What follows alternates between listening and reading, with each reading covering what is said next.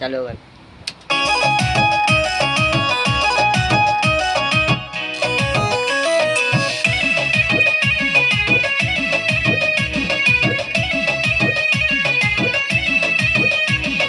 भूखल सावन सोमारी बानी, झाड़ झूर के तैयारी बानी।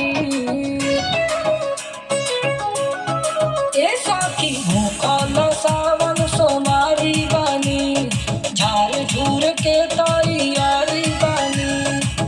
झाड़ी के बगारी आज साथ रे भोराई देवरिया से, तातनी देव घर पटेल जी के गरिया से।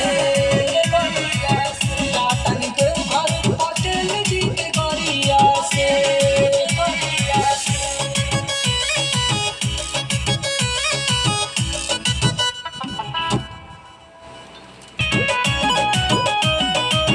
हमर खर्चा उठौले बातोतल, हुक्म नावे हमरा